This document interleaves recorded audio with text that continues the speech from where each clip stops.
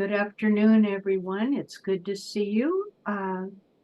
Today we're going to be showing a webinar that we recorded a little over a year ago, where we had four of our caregiver supporters from our group that came and told their stories.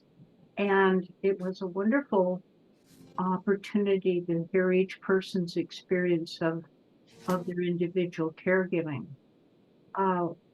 Since this is a pre-recorded share, at the end of it, I'm going to talk a little bit about the upcoming webinar that we are going to have, which will focus on caregivers whose loved ones have passed. So we'll discuss that a little bit at the end of this webinar, and hopefully you will be able to tune in to the next webinar coming up that will feature our caregivers post-caregiving. So we'll begin right now with our pre-recorded. Welcome to our DayBreak Caregiver Adult Webinar.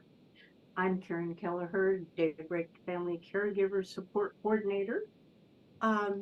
Today you will meet four members of our weekly caregiver support groups. They have kindly agreed to share their experiences in caring for their loved ones in mental and or physical decline. Their stories are varied and individual in content. They speak to the challenges and experiences common to the unexpected role of caring for a dependent loved one in mental and physical decline. Their message is a message of courage, resiliency, ultimately acceptance in meeting a challenge that they could never fix nor make better. As you will see, we are forever changed by that which we are called to be present when we find that indeed life happens when we're making other plans. I would like to now introduce LaSalle. LaSalle, please let us know who you're caring for and what you have to share with us. My name is LaSalle, and I am caring for my husband, John, who's been the love of my life for 35 years. He, 3 years ago, he suddenly became blind from glaucoma, severe glaucoma, and then 6 months after that, he was diagnosed with pure autonomic failure, which can cause malfunctions to heartbeat, circulation, swallowing, breathing. Really not a pretty picture. So, I think for me, the 1-2 punch of the sudden blindness and then the fatal disease was pretty devastating. It felt like the sky was falling twice.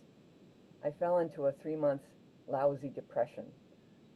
I then came up and out, but continued to experience ongoing anxiety, uncertainty, and exhaustion. There were times that it was so hard, I felt like my brain wasn't working, and that really scared me. But I'm grateful to know now that my brain can heal from trauma and be good as new. What was helpful for me, what really saved my soul, was this DayBreak caregiving support group. Karen is a superb facilitator, and it's incredibly therapeutic to share our stories with others in the same boat.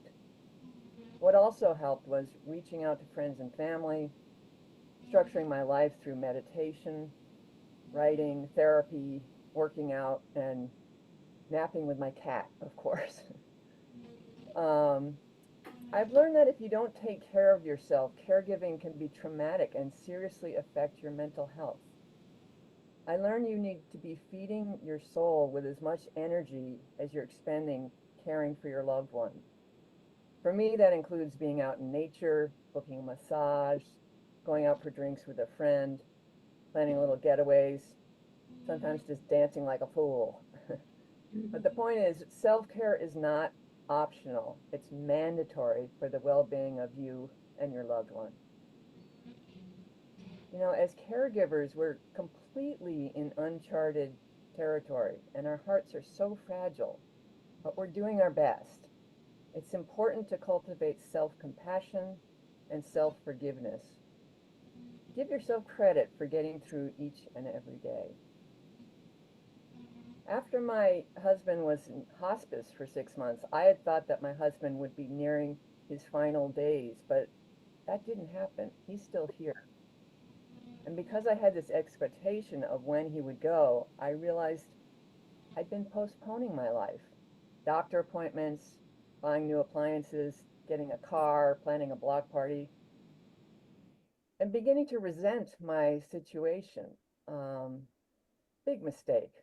Do not postpone your life, and do not postpone whatever joy you can find in your life. Live your life as fully as possible, and you'll be a better caregiver for it. Mm.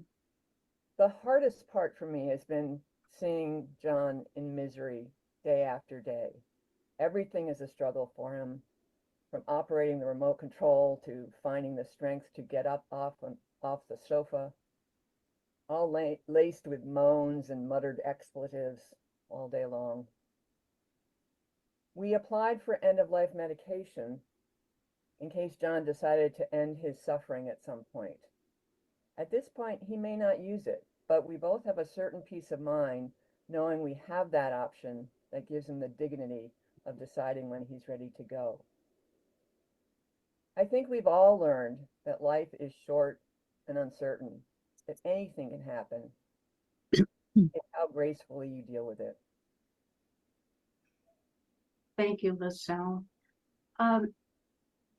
I want to know how you're doing now. I'm actually in a good place. I feel like I've built up some sturdy scaffolding to give structure to my life, and I'm doing my best to live one day at a time, despite the uncertainty and stress of just not knowing what's next. Mhm. I've learned that I'm much stronger and more patient, more compassionate than I ever thought. It's like this journey has been a master class in be here now. Sometimes I seesaw between being scared he won't be breathing when I open his door each morning, and on the other hand thinking, oh my God, he's never going to die. I do my best to maintain some kind of equilibrium, but I also reserve the right to fall apart at any point in the future if I need to. I say, believe it or not, I think my life is richer despite the hardships of caretaking. It's a feeling of going through hell, coming through the other side, having not only survived, but being better for the experience. I seem to be embracing my life more fully and feel better able to open my heart to others and to the world. Nothing like brushing up against death to make you realize just how precious and fragile life really is. Oh, that's beautiful.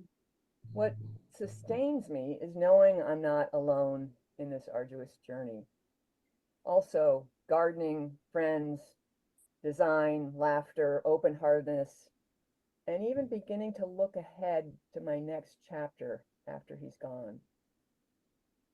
For me, creativity is the best antidote to adversity. I'm in a flow state when I'm creating. Time has no meaning and my focus is totally in the moment. I think the best thing I can tell you is find what feeds your soul. It'll be the best super vitamin for getting through this incredibly difficult time. Thank you. Thank you, LaSalle. Thank you so much. We're going to move on to Nettie. Nettie, tell us who you're caregiving and about your journey as a caregiver. Okay, hi, I'm Nettie, and I'm caring for my husband, Dave, who has more health conditions than I can remember at one time. He has bipolar disorder, which I'm happy to say has been stable for well over a year. But he has had psychotic episodes that were unbelievably challenging to deal with.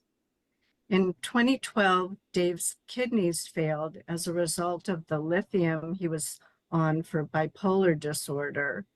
And since 2012, he's been on kidney dialysis. I pretty much gave up my editing career that I loved to help take care of him at that time. Then in 2019, Dave had a mild stroke, and in 2020, another one. In 2021, he fractured a hip, and in 2022, the other one. From the second stroke, he has Parkinson-like symptoms, but not the illness itself. He's currently walking with a walker, and out of the house, he's in a wheelchair. He needs help with almost all activities of daily living. And our latest challenge has been difficulty with swallowing and getting words out in speaking or in writing. When I learned that Dave had kidney disease, I wasn't feeling very close with him at the time, and I didn't really get it what kidney disease meant. I thought, it's just his problem. Wrong. And when he began having cognitive decline, I took it personally. I thought he was stonewalling me because he was so minimally responsive to my sharings. But a major turning point came when a neurologist sent him to a neuropsychologist for more detailed cognitive testing.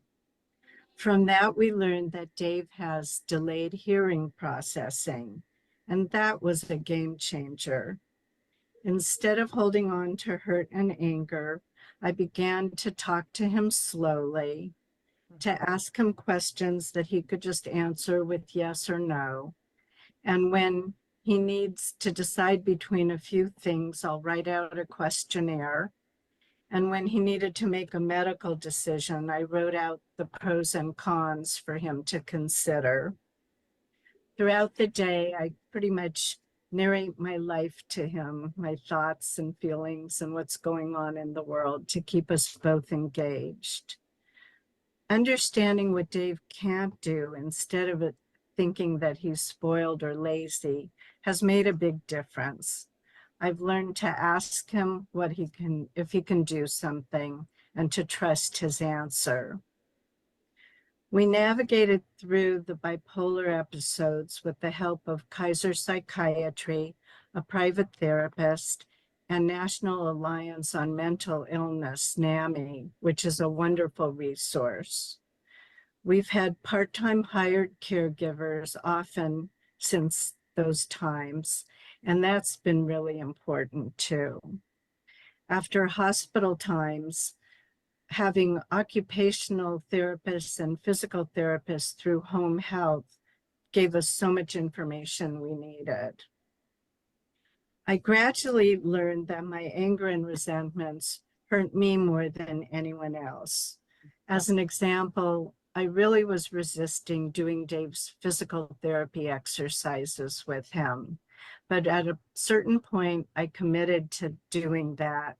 And it actually has become a really sweet bond and language between us. Some practical tools that have helped me are keeping medical notes in a spiral notebook, so I have them in chronological order. Getting up early in the morning, so I have some time to myself before the day hits me. Making phone dates with friends and family, since spontaneous rarely works for me, and listening to books via Audible on my phone while I'm doing repetitive chores to keep my brain active and keep me company. Thank you, Nettie. Where are you now? These days, Dave and I are deeply loving each other and enjoying being together. Still, I definitely suffer from lack of time to just do as I please and the weight of the responsibility for caring for him. A therapist once told me this 80-20 rule. that 80% of our energy should be focused inward towards our own experience and 20% out on others in the world. And I laughed because I was like at least 80% riveted on Dave and maybe 20% of my energy in me. I've been using caregiver time more often, paid caregivers, to give me blocks of time to do things on my own and with friends these days. And I'm trying to balance that, giving more energy to my life with not neglecting Dave or our relationship. This June, I took my first little vacation in 7 years, and I connected with myself and with some loved ones, and it was just fabulous. It also gave me more energy when I came back to give to Dave. And during one of these heat wave days, for a couple of days, I took him on day trips to cooler places, and we loved that. And some of what sustains me is walks, long, slow breaths, doing yoga when I can find a chance. And I've learned to appreciate slowing down and being present with Dave. Being in this caregivers group has become an essential godsend. And although Dave and I can't do much that we liked doing together before, we relish what we can do together. I've come to appreciate what we still have with each other, and he's still my favorite person in the world. Thank you so much, Nettie. Thank you so much. Thank Serene, you. Serene, we're going to go on to you. Who are you caring for? And tell us about your caregiving journey. Hi, my name is Serene. My situation is a little different from the others you will hear. I was caring for my husband, whose name is Richard, and we have been married for 53 and a half years. I was caring for my husband up until about 2 years ago. Richard had always been a friendly and a protective person with everybody whom he met.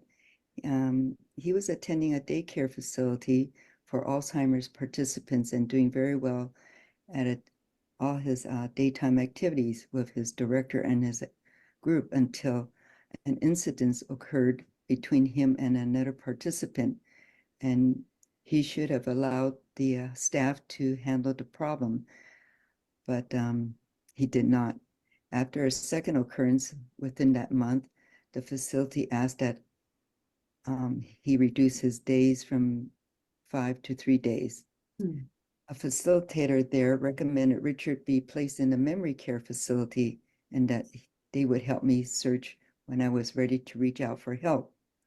I noticed that Richard was getting more agitated in his sleep, and I felt very sad and alone as Richard was not able to say that, and I was feeling very sad. I never knew if he would act out in his dreams or if they would be his hallucinations or his nightmares. I barely slept at night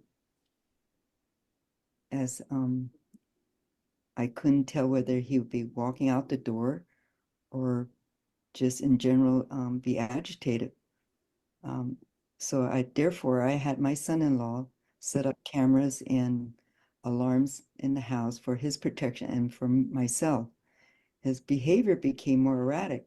At one point, he took down a window in our bedroom, a small window that was way up high, and he smashed it apart. And when I encountered him, he said, "Oh, it's a picture frame." And he didn't know what he was doing. Later on, he took wads of toilet paper and paper towels and stuffed it down the toilet. He even did it with one of his briefs. And countless times we've even called the plumber. One time he was so angry with me because I went into the bathroom, our master bathroom, to remove a dessert dish and a fork. He followed me into the bathroom and he grabbed the strings of my sweatshirt and the fork that I had in my hand, and he verbally accosted me. And he pulled the strings on the sweatshirt so tight that I was very afraid. So I broke free and ran to our other bathroom, and I locked the door, called my brother-in-law, and he came to my help within the next 40 minutes. My brother-in-law has a key to our home, and I watched from my camera, and I saw the interaction between the two. And my husband said, well, that didn't happen. He says, I didn't do that. And from that moment, I knew I couldn't have him in the home after I spoke to our children, because he was confused and he didn't know what he was thinking. And this situation with the impetus was that he could no longer live at home out of concern for my own safety as well as his own, because I didn't know whether he was going to go out and hurt somebody during his walks, because he used to go out all the time. So I contacted the daycare facility and they helped me search for a placement for him for a day facility at a memory care facility as well as a boarding care. There was a nice boarding care, but they were kind enough to let me know that they would put him on a wait list. So he was at a not boarding care, but a facility for a while, and then change of management happened. And let's just say there was a shortness in staff due to change of ownership and management. And one night he was wandering the hallways and walked into another residence room, and a confrontation happened. And it was because he couldn't find his way back to his room. And then that was the last straw for us, as when we talked to management and they told us that, oh, we have only one person covering the memory care floor as well as the assistant care floor. And so I wasn't even aware of that. So it took us a while, but we got him out of there. And luckily, in the nick of time, the boarding care that had a space for him opened up and they took him in. And he's in a better place. The boarding care has 6 residents at their place, and they took very good care of him. He's close by in South San Francisco. It's not a one that you would call a castle, but it's clean, safe. He's not alone. He's it's nothing fancy. He's got home cooked meals. He gets his exercise. He gets his walks. He's relaxed and he's smiling. He doesn't know who any of us are, doesn't remember us anymore, because unfortunately, when he was at the care facility, it just didn't take the time to nurture him, which is very sad.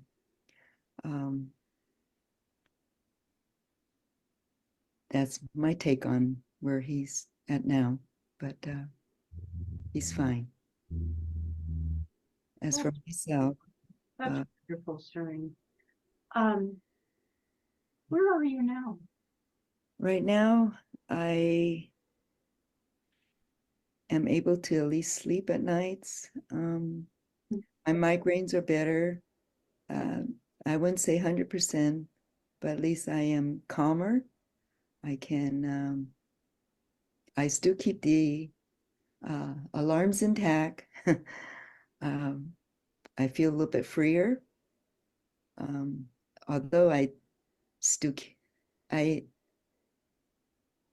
take care of my mom. She's 96, along with my sister. But that's okay. Yeah. I do take my walks now, whereas before I was not able to. This caregiver group has been a godsend. I'm not afraid to speak my mind or bring up my concerns and things that concerns me or issues that I can't handle is brought together as a group, and we can all discuss and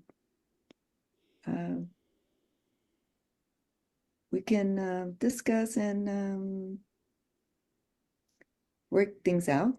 Yeah. And helpful. And I would say, don't be afraid to wear your heartstrings on your sleeves. Oh, that's perfect. That's perfect. Thank you so much, Serene. My goodness, what a journey. Gail. Hello.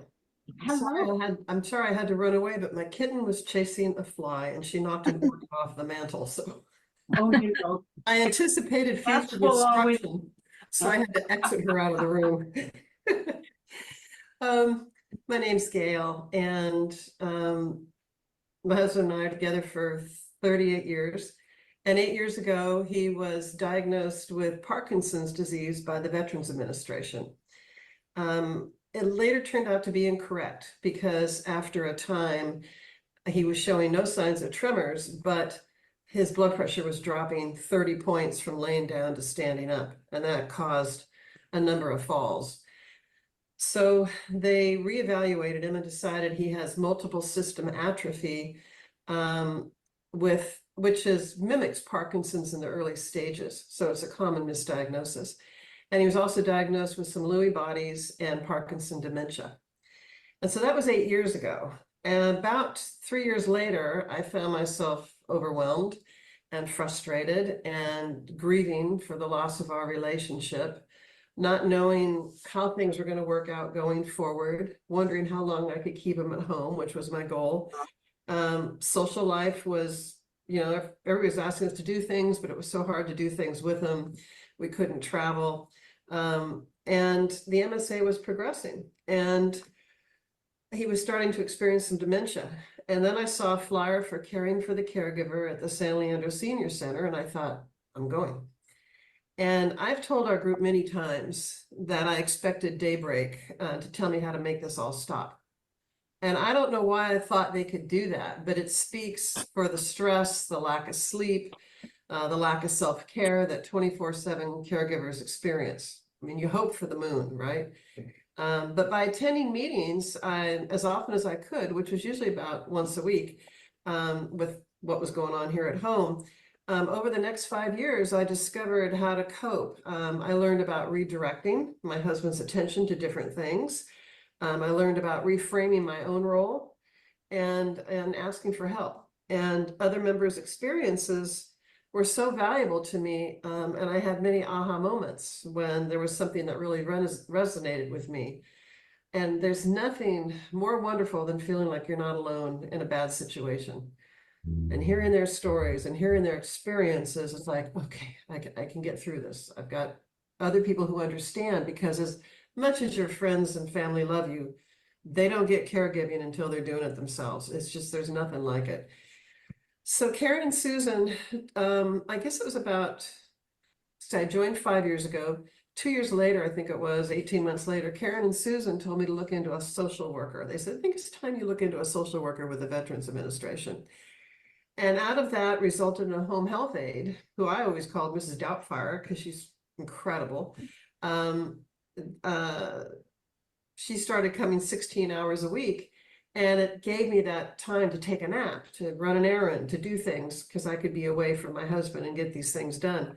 She was also able to stay at my house full time when I needed a full time and when I needed a vacation. And so that was really wonderful. And then during this time, Karen, explained to us how to redirect our loved ones when they were in episodes of dementia or sundowning. And I learned UTIs could cause hallucinations. Who knew? I had no idea I never had a hallucination, but I had a UTI. So that was a big one because when my husband was having a hallucination, it was really a UTI. And instead of feeling discouraged and so alone during these dementia episodes, I learned to receive my husband's statements with a sense of humor. And some of them were really quite funny. And usually when I would say, no, you can't get your driver's license, and this is why, then he'd say, well, can I have a cookie? And that would just make me laugh, And there were some pretty funny moments. And it helped me tremendously to approach it with a sense of humor instead of the sky is falling. I discovered I was also experiencing anticipatory grief at the loss of my husband that I had once known. And our member Sarah said, well, we're married widows. And that was another aha moment. I'm married, but I'm a widow. I'm married, but the relationship is no longer there. And that really helped. And it also helped me to reframe myself as I saw Shri taking care of my husband. And he even asked me one time, when are you getting married? And then he thought I worked for the VA. But then the next day he'd know who I was. I thought, well, I'm really his nurse now. So I became a nurse like Shri. And she showed me how to take care of him and how to do things that I didn't know how to do. And that just made it a lot easier. It eased the hurt and it enabled me to approach the situation with more positivity. My husband started receiving hospice on January 23rd here at home. And he passed away 12 days ago. And he was at home and he was at peace. And because of this group, I have no regrets and no second thoughts about how he was cared for. I couldn't have done that without this group. I don't know how I would have made it through the last 5 years without Karen and Susan and the members of this group. And it's just made just a tremendous difference to me. I can't say enough how being in a support group like this will help anyone who's starting this journey or is in this journey. There's nothing like fellow caregiver support and the facilitation of Susan and Karen to get through this process, because it's not like anything else we'll go through. But with their help, it's totally manageable, and it can also be a rewarding experience. Thank you, Gail. So where are you now? I've decided that I'm going to remain in the group. I see myself in so many of you. I see new members with that deer in the headlights. I see that they're afraid or they're worried or they're stressed. And I want to support the others the way they've supported me. I want to pay this forward because I couldn't have done this without this group. And the members here are so important to me. And we had a new member the other day and my heart just went out to her because she was me. She was me. And I know she wanted it to stop. And it looks like her husband has the same thing that my husband had. And I want to help her. And I also feel that with the others who've lost their spouses like Sarah, I can learn more about myself as I navigate this new chapter without my husband. Thank you so much, Gail. Yeah. It's just such a joy to be able to know that you're not alone and that you can be authentically who you are at any given time. One of our members, I won't name her, but one of our members was having a wonderful aha and peace, and everything was just fallen into place, and her spirituality was just so comforting. And we all rejoiced in that. And she came back the next week and said, I'm in the dumps. And somehow we were able to say, you know what? This is all what it's about. It's about being authentic. It's about the joy. It's about the despair. It's about the fumbling. It's about the expertise. It's all of it. It's all of it. And I don't know any other coming together, any other community that can welcome people exactly where they are, accept them where they are, gently lead them if that's called for, but more than anything saying you're okay the way you are. And furthermore, the more real you are with us is the more real you'll be with yourself. And so it's kind of a coming back to ourselves and discovering that who we are is enough. And I think you heard it from all of from our four presenters. You've done the best you can. You've done the best you can. There is nothing on this earth that I think is more regrettable than saying goodbye to a loved one with regret. With regret.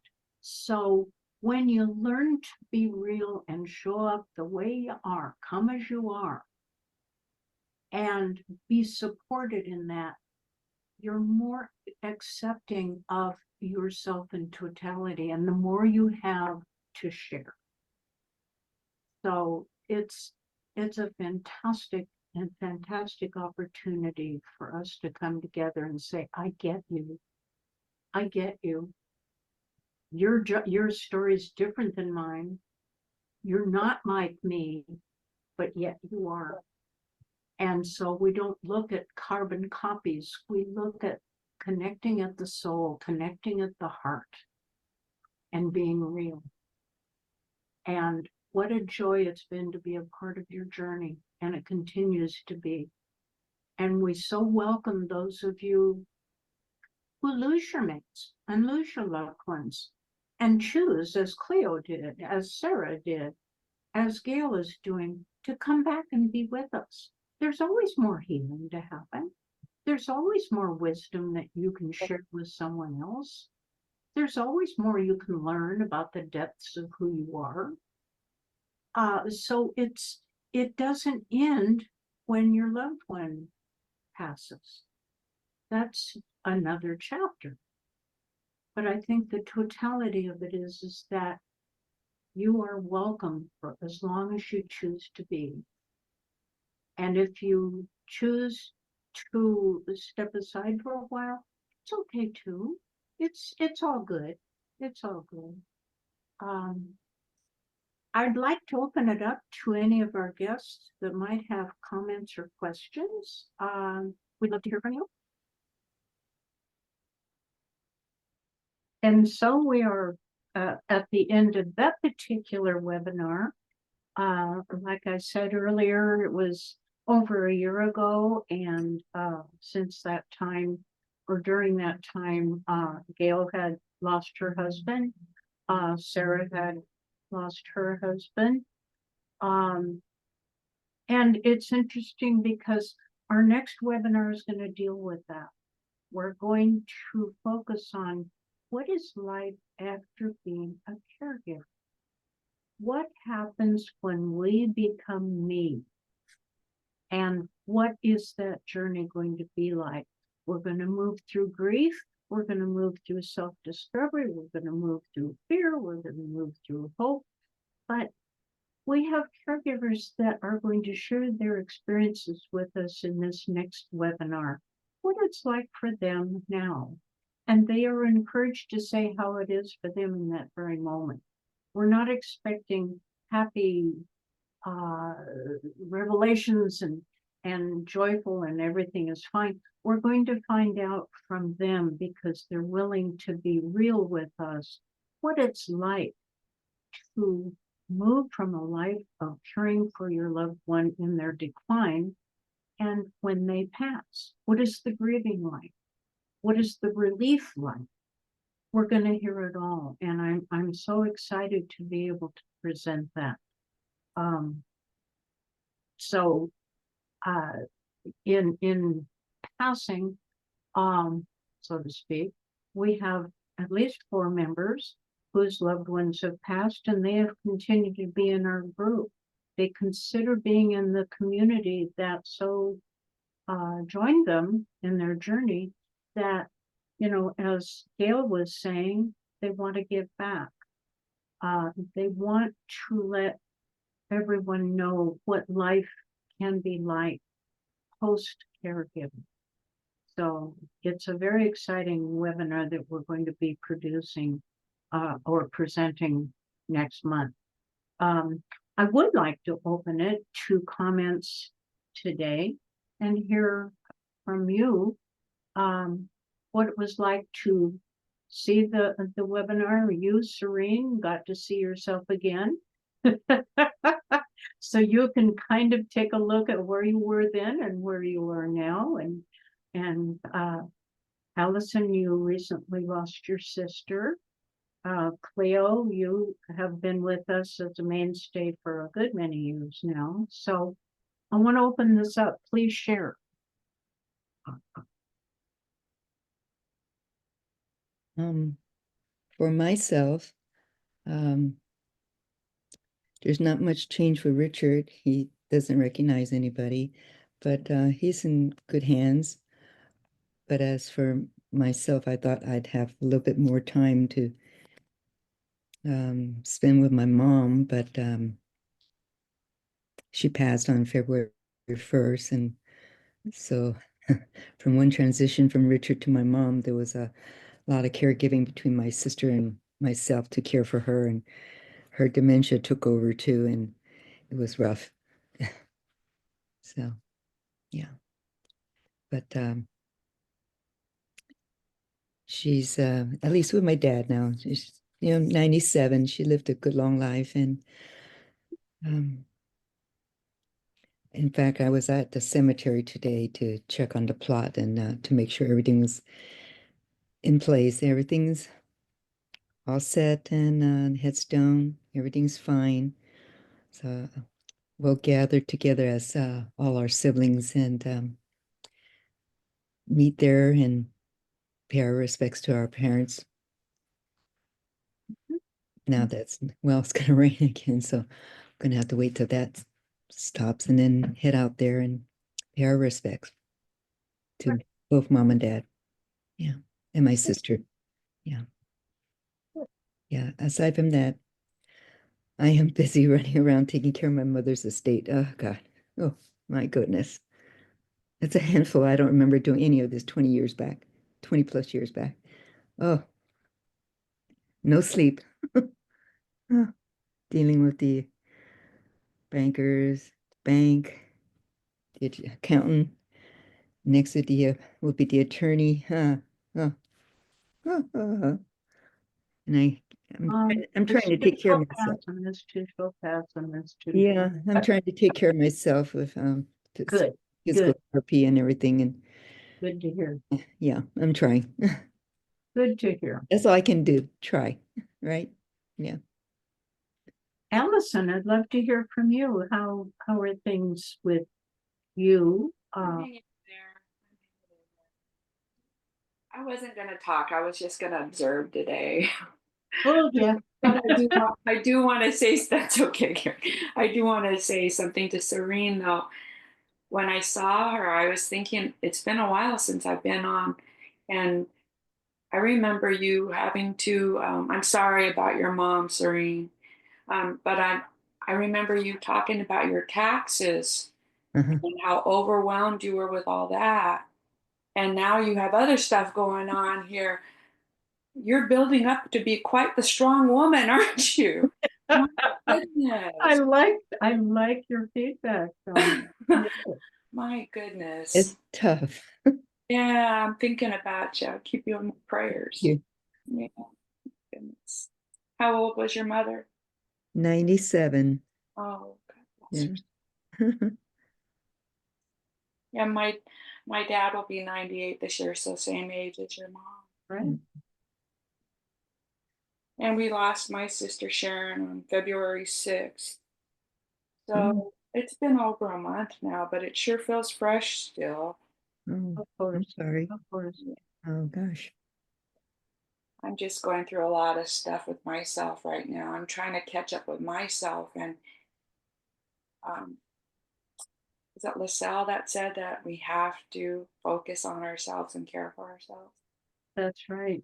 Yeah. And now I didn't do it as much as I should have. And here I am playing catch up with myself still. So, Well, but good to have the awareness. yeah, Have that's the, a crack in my door, right? well, Yeah. LaSalle said something that was striking when she was sharing, and she was talking about how she'd realized was postponing her life. And I think that's something that is very common when you're caught up in caring for another person and having that other person depending on you. There's kind of a putting life on hold. And I think we'll look at that a little bit more with the upcoming webinar, but it is interesting to see transitions in life and where we fall or rise as a result. Cleo, did you have anything you wanted to share with us? You're on mute. Okay. I can just share the fact that when I was caring for my mother, she had passed by the time I knew DayBreak existed. So I didn't have the help then. And some of the residual of the caretaking and stuff that happened and the way it happened, I wasn't able to care for her last 3 years because my blood pressure had gone up so high while I was caring for her that I couldn't do it any longer. And that was kind of upsetting to my family, but you know, it like you say, when you're in the life of who you're gonna take care of, I chose to take care of myself. And so I just want you to remember that too, to take care of yourself, because I had no symptoms. And and I was doing my daily duty to my mom and stuff. And just be sure that you have your yearly physicals and do the things you need to do to care for yourself, because um my blood pressure was 196 over 110, and I had not one symptom. So I gave them a 2-week notice and I quit. But I want to say that I met DayBreak when I was doing my exercise classes at the senior center in San Leandro. And I didn't even realize that I had a lot of residual of, having to give my life up, to take care of my mom and what have you. But when I saw the sign, DayBreak Caretakers, I let them know that my mom had passed, but I thought I could maybe be helpful to someone else. Well, it was helpful for me. And it was helpful for me to come to know that even though um, what you said, Allison, you're doing the best you can with what you know how to do. But DayBreak helps us try to deal with what we're doing and also to take care of ourselves. And that's why I'm still here, because if I can help someone or someone can help me, I'm happy to have that. And I appreciate Karen and Susan. Thank you. Oh, for sure. And in fact, Susan, we'd love to hear from you. Well, I'm just really from a distance a bit now from the weekly ongoing sharing. But it does my heart good to see how much people are just feel like they're human just because you have other people to share with. And, I feel very grateful to hear your stories. Thank you all for sharing. And it's just wonderful to hear how much of a difference it makes to not feel alone. Yeah. Everything. It's everything. When you know you're not alone, there's the comfort in that realization alone. Yeah. Yeah. Okay, well, we're pretty much at the end of our time today, but thank you for joining us. And hope to see you with our next webinar so that we can look at the next chapter, and the fact that, and Cleo, you pointed up so well, the fact that you are still welcome if and when your loved ones pass, that what you have to contribute and what you have to unknowingly need to heal with, we're here for you there. We're here for you there. There's a loving community, a supportive community that has developed and grows with a sense of trust and a sense of hope. And that is available to anyone at any point in their journey. So thank you all, and it's lovely to see you. Thank you, Karen. Thank you too. Take care. Yeah. Thank you. Bye-bye.